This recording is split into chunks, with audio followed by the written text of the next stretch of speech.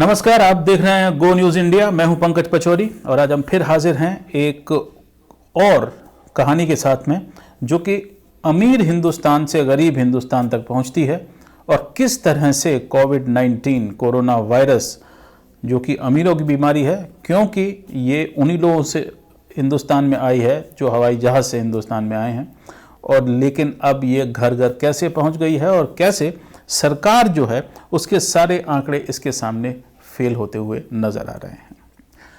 तो शुरुआत में हम आपको ये बता दें कि हिंदुस्तान में सिर्फ 30 ऐसे हवाई अड्डे हैं जहां अंतर्राष्ट्रीय उड़ानें आती हैं। सिर्फ 30 शहर ऐसे हैं जहां अंतर्राष्ट्रीय उड़ानें आती हैं।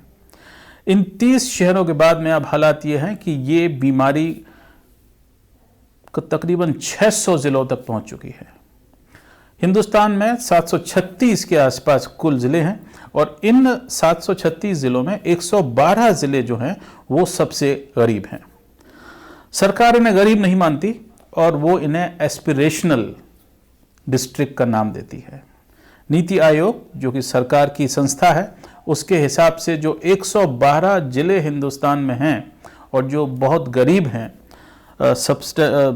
सस्टेनेबल डेवलपमेंट गोल्स जो हैं SDG, जो कि यूनाइटेड नेशंस ने तय किए हैं, और उनके हिसाब से सबसे कम यहाँ पर पढ़ाई है, सबसे कम यहाँ नौकरियाँ हैं, सबसे कम यहाँ पर स्वास्थ्य सेवाएं हैं, सबसे कम यहाँ पर सड़कें हैं और सबसे कम यहाँ पर आमदनी जो है लोगों की वो है। तो उनसे ये 112 ज़िले बने हैं और इन 112 ज़िलों का हाल ये है कि अब यहाँ पर धीरे धीरे कोरोना वायरस की बीमारी जो है वो पहुँच रही है।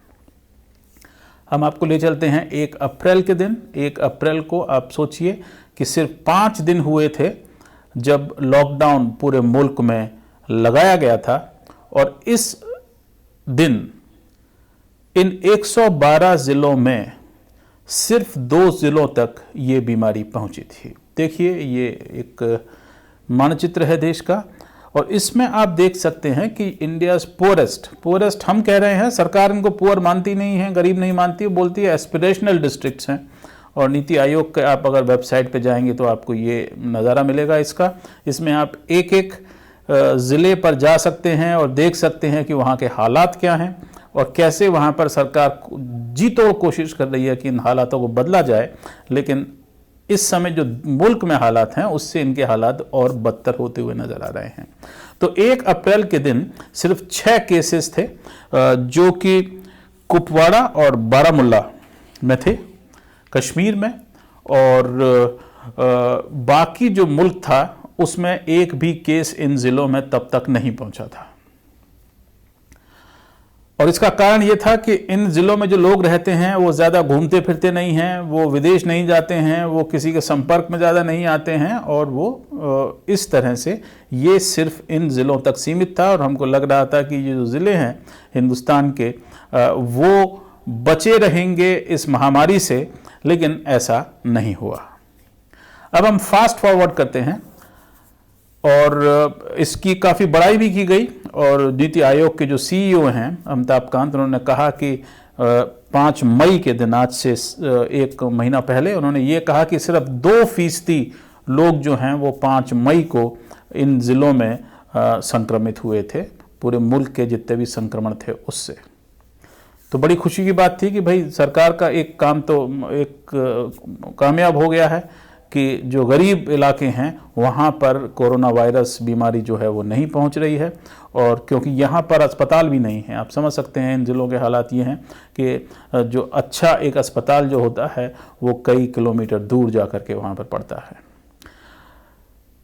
पानी पीने की यहाँ पर समस्या है, स्वास्थ्य सेवाएं यहाँ पर जो हैं वो बहुत कम हैं, और इसलिए ये डर था कि अगर यहाँ पर ये बीमारी पहुँची तो बहुत तेज़ी से फैलेगी और मालूम भी नहीं पड़ेगा दिल्ली में बैठ करके हमारे जो नीति निर्धारक हैं कि यहाँ पर हो क्या रहा है।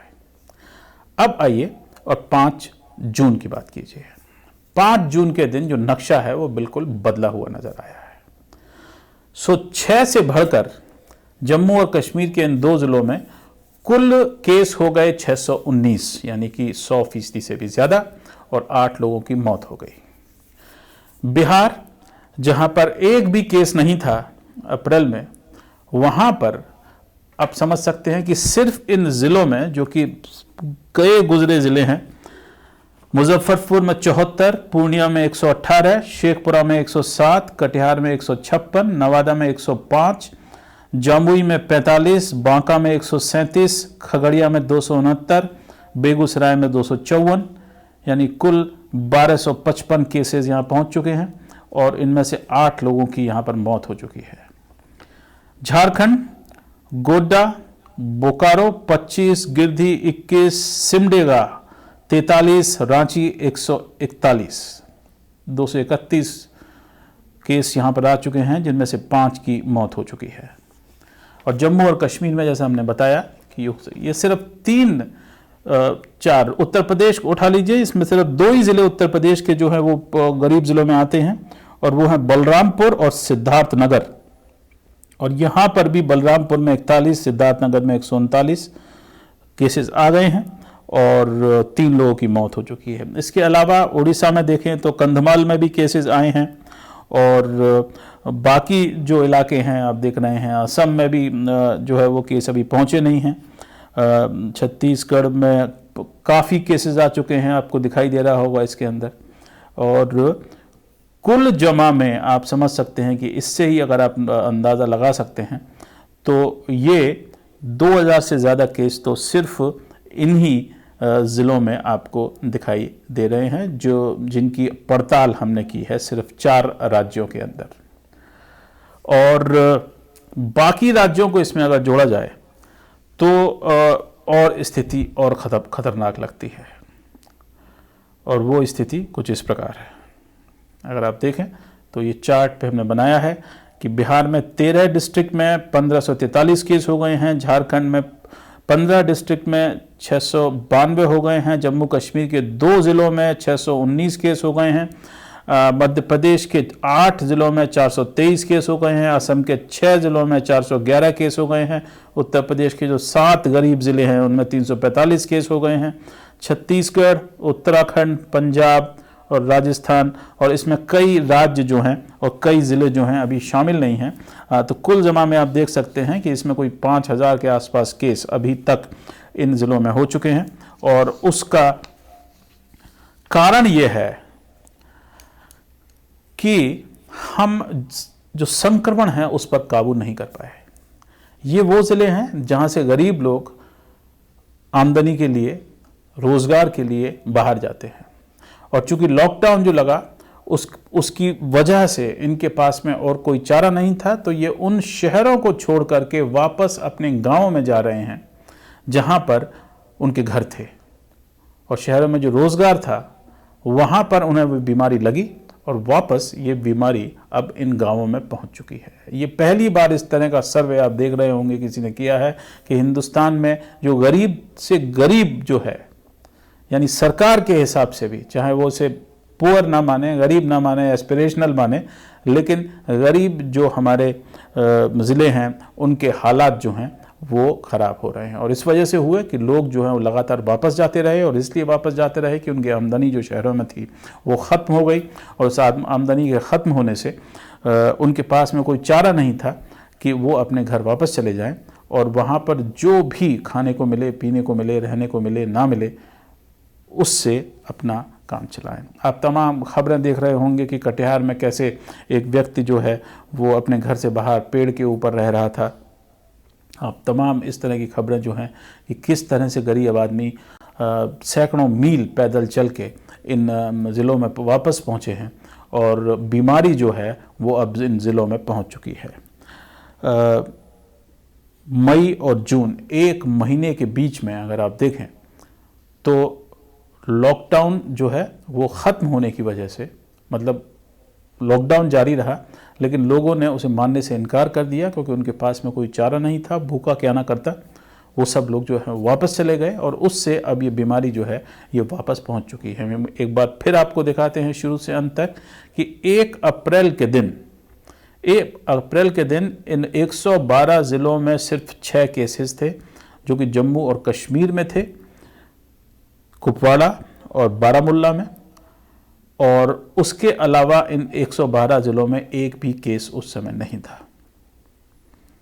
और 2 महीने के अंदर 5 जून को अब आप देख लीजिए कि किस तरह से ये केसेस जो हैं लगातार बढ़ते गए हैं।